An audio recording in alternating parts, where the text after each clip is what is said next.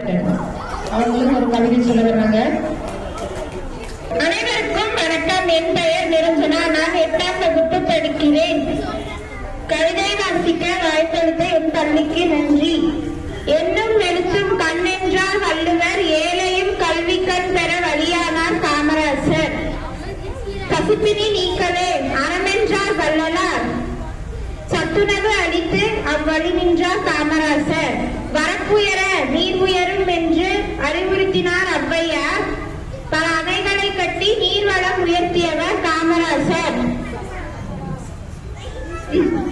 எளிமையான வாழ்வே சிறப்பென்றார் காந்தியர், அவ்வழி வாழ்ந்து தென்னாட்டு காந்தியானார் நம் காமராசர். மனிதருள் மாணிக்கமே பெருந்தலைவா